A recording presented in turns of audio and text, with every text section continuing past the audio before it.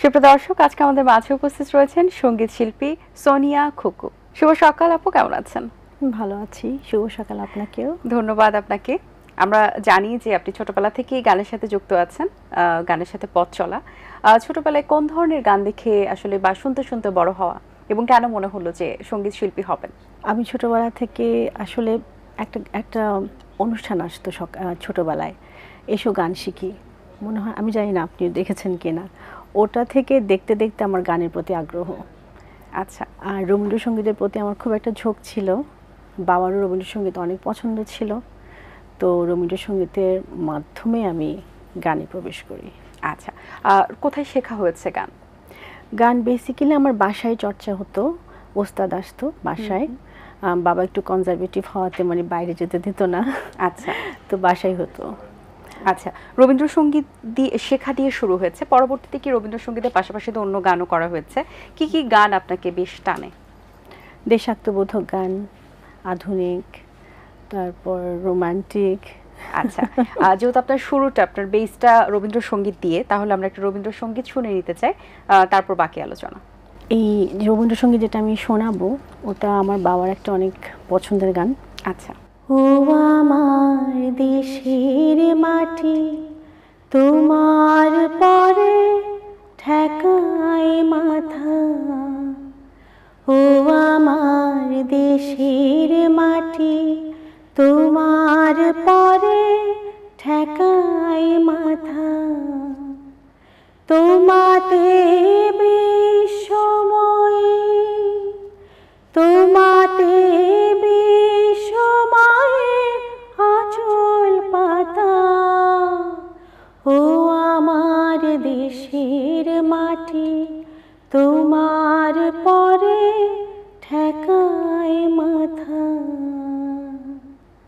বাহ, চমৎকার, ধন্যবাদ আপনাকে। আচ্ছা, আপনার একটি বেশ পপুলার গান রয়েছে, মন সীমানা। এই গানটির পিছনের গল্প একটু জানতে চাই। এই গানটা আসলে আমার প্রথম মিউজিক ভিডিও, 2020 সালে এটা রিলিজ হয়েছিল। আচ্ছা।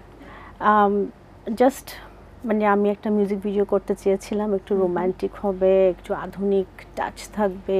আচ্ছা।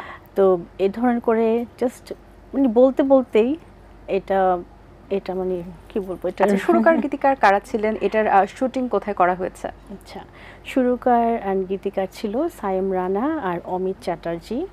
আর এটার পুরো শুটিংটা ইউএসএতে হয়েছে। আচ্ছা, বেশ ব্যয়বহুলও বলা যেতে পারে, কারণ দেশের বাইরে ইন্টারন্যাশনাল শুটিংয়ে অনেক কষ্ট হয়। সো এই যে ইউএসএতে শুটিং করার যে একটা এবং প্রথম মিউজিক ভিডিও, কেমন ছিল এক্সপিরিয়েন্স? অনেক ভালো ছিল। এবং ইউএসএতেই কেন? কারণ ইউএসএতে আমি থাকি। আচ্ছা, ওখানে ইজি হয়েছে আসলে সবকিছু মিলিয়ে। সো নিশ্চয়ই একটু ডিফারেন্ট ওয়েতে দর্শকরা পেয়েছে। সো এই গানটি একটু আপনার কণ্ঠে শুনতে চাই। মন সীমানা তোকে প্রয়োজন, কোলাহলে ভরিয়ে দে তোর সব আয়োজন। মন সীমানায় তোকে প্রয়োজন, কোলাহলে ভরিয়ে দে তোর সব আয়োজন।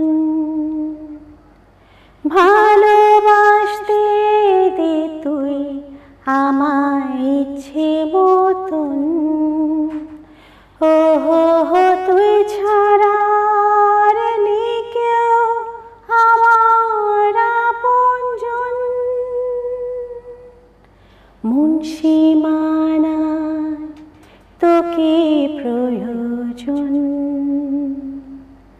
কোলাহলে ভরিয়ে দে তোর সব আয়োজন।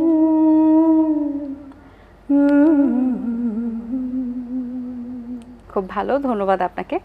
আপনার এখন পর্যন্ত 12টি মৌলিক গান রয়েছে, সেই গানগুলোর সুরকার গীতিকার কারা ছিলেন এবং গানগুলো ম্যাক্সিমাম কি কি ধরনের? দেশাত্মবোধক ছিল, কিছু ধর্মীয় ছিল, তারপর আধুনিক, অনেকগুলো কভার সঙ্গে আছে।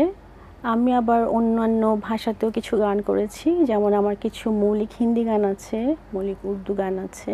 আচ্ছা। তারপর অনেকগুলো ফিউশন টাইপও আমি গান করেছি। গান করতে সবচেয়ে ভালো লাগছে আমার এটা অবশ্যই মনসিমন, আমার খুব প্রিয় একটা গান, আমার প্রথম যেহেতু মিউজিক ভিডিও ছিল। সো সাইম রানার সাথে, অমিত চ্যাটার্জির সাথে, তারপর ফাইম হায়াত ওনার সাথে, তারপর দিদার ভাই, যার লেখা হচ্ছে আপনার বেখেয়ালি মন, হ্যালো, এগুলো। আর দেশাত্মবোধক গান লিখেছে কাব্য সিন্ধু, ওনার লেখাটা আমার খুব পছন্দ ছিল গানের। আচ্ছা, বাহ, খুব ভালো। আপু, আপনি ইউএসএতে থাকেন, তো ইউএসএতে থাকা অবস্থায় গানের সাথে মানে সময় কতটুকু দেওয়া হয়? চর্চা কি আসলে করা যায়, সময় পাওয়া যায়? আসলে আমরা খুবই বিজি ওখানে, তারপর আমরা সময় বের করি, মানে যখনই বন্ধ থাকে, ছুটির ফাঁকে চেষ্টা করি সময় দেওয়ার। আচ্ছা, বাংলা কমিউনিটিতে বাংলা গানের যখন শিল্পীরা যান তখন তাদের মধ্যে কিন্তু একটা অন্যরকম এক্সাইটমেন্ট আমরা দেখতে পারি, এবং বাংলাদেশ থেকে এসেছে এটা একটা স্পেশাল থাকে। স্পেশালি যখন বাংলা গানের আয়োজন হয় তখনও কিন্তু একটা ভালো লাগা, অন্যরকম একটা অনুভূতি কাজ করে। সো কেমন লাগে ওখানে যখন আসলে বাংলা গান গাওয়া হয় বা বাংলা আড্ডা হয়, বাংলা গানের আড্ডা সবকিছু মিলিয়ে কেমন লাগে এনভায়রনমেন্টটা আপনার কাছে? খুব ভালো, মানে মনে হয় যেন এক টুকরো বাংলাদেশ চলে এসছে ইউএসএতে। যখন আমরা আনন্দ মেলা করি, তারপর বাংলাদেশ প্যারেড এগুলো করি, বড় বড় সংগঠনগুলোর সাথে কাজ করতে খুব ভালো লাগে, কারণ আমাদের এখান থেকে বাংলাদেশের অনেক অনেক মানে ফেমাস শিল্পীরা ওখানে আমন্ত্রণ হয়ে যায়, এবং সেখানে ওনাদের সাথে বসে একসাথে গল্প করা, মিলন মেলাটা খুব এনজয় করা হয়। কিন্তু বাংলাদেশ যখন ওখানে থাকেন, বাংলাদেশের কোন জিনিসটা সবচেয়ে বেশি মিস করা হয়, যে মনে হয় যে না, ইস, এটা যদি থাকতো বা প্রতিদিন যদি এটা একটু করতে পারতাম? বাংলাদেশকে মিস করি আসলে, পুরো দেশটাই বলতে পারেন। যেমন আমাদের এখানের অবশ্যই এনভায়রনমেন্ট, যে সংস্কৃতি, এই যে বাঙালিয়ানা, সবকিছুই মনে হয় ওখানে মিস করি। হ্যাঁ। আচ্ছা, আপনার কণ্ঠে আপু আরেকটা গান শুনে নিতে চাই, কোন গানটি শোনাবেন আমাদের? এক তারা দু তারা বাউলের দেশ, জারি সারি ভাটিয়ালি গানের দেশ, সোনালি ধানের কৃষকের দেশ, সেই তো আমার বাংলাদেশ।